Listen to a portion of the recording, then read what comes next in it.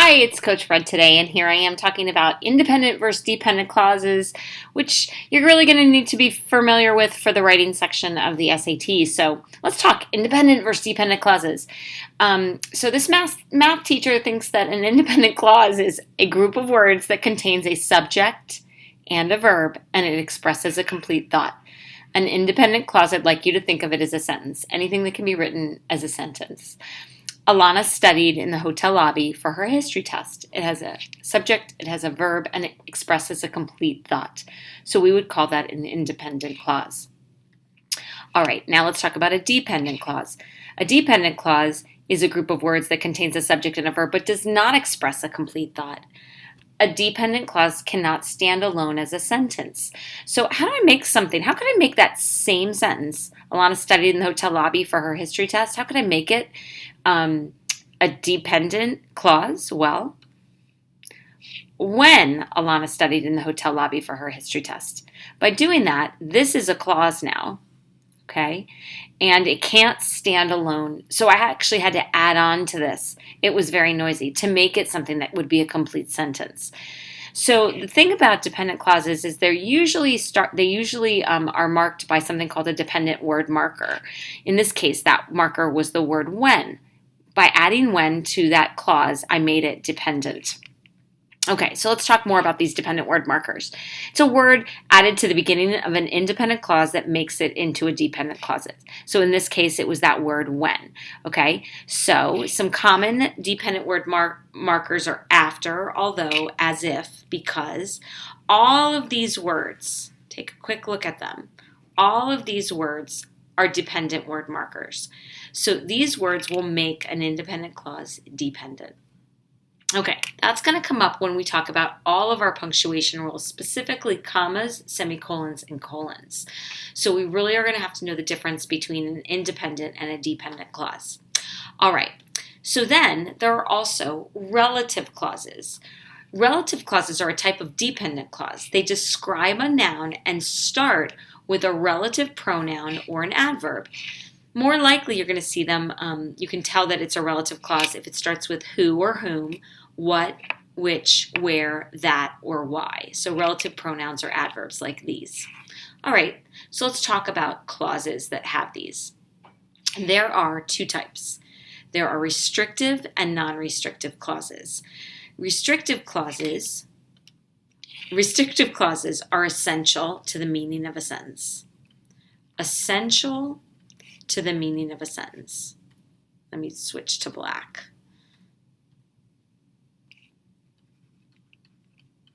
Are essential to the meaning of a sentence.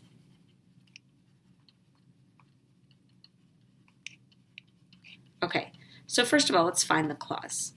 So remember, I always like to look for those relative pronouns or adverbs. So there's the word who. So who sleep well is a relative clause. Now, it's restrictive because if I take it out, it would change the meaning of the sentence. If I took who sleep well out, it would just people are more alert. It doesn't give me enough information. That who sleep well is essential to make that sentence mean what I need it to mean. So it does not need to be surrounded by commas. All right, but let's look at non-restrictive clauses. Non-restrictive clauses are not essential to the meaning of a sentence.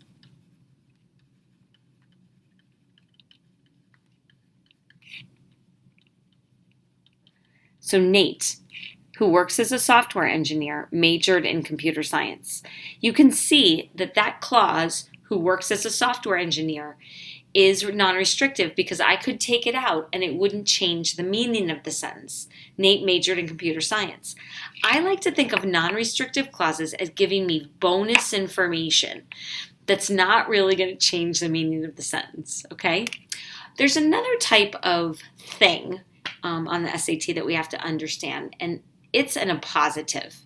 Now, an appositive is different than a clause. An appositive is a descriptive phrase that doesn't include a verb. So here's a great example. Alana, a fan of celebrity gossip, loves watching Ryan and Kelly. So here's my descriptive phrase in green, okay? And so that's called an appositive. it does not affect the meaning of the sentence. Again, it's like bonus information. I could take it out and write, Alana loves watching Ryan and Kelly, and it wouldn't change the meaning of the sentence. So those two things are important because that's where rule number 1 comes into play. Rule number 1, non-restrictive clauses and appositives must be surrounded by commas. So what I always tell students is that if you're unsure, remove the clause and ask yourself if it changes the meaning of the sentence when removed. If it doesn't change the meaning of the sentence, then it must be surrounded by commas. Okay? Here, let's look at an example. Here's an SAT example. It's the writing section, writing and language, and question number 15 corresponds to 15 where you have the number 15 in the paragraph. So it says, but Jason Box, an associate professor of geology at Ohio State, believes that another factor added to the early thaw. So first of all, I look at what I'm being tested on. So if you've seen my earlier videos, you know that I always do that first. And because every answer is exactly the same with the exception of commas, I know I'm being tested on punctuation. Okay, so if I'm being tested on punctuation and specifically commas, I have to think of my comma rules. So I look, but Jason Box, an associate professor of geology at Ohio State. Okay, so I already can tell this is a descriptive phrase telling me about Jason Box. So I ask myself if this clause or this phrase changes the meaning of the sentence. So I try it without it. But Jason Box believes that another factor added to the earlier thaw. So I could take it out and it wouldn't change the meaning of the sentence, which means it's in a positive, means it needs to be surrounded by commas here and here. So I'm looking for one that is after Box. So this doesn't have it after Box and after Ohio State. So it's no change. These two, so here's one after Box and here's one after Ohio State. Now, this one's tricky because it then throws it after geology, which isn't a rule at all. So my answer here would be C. All right, guys, so that's rule number 1, that non-restrictive clauses and appositives must be surrounded by commas. Hopefully you can see that the next time you're working on the writing section and practice that skill. Have a great day.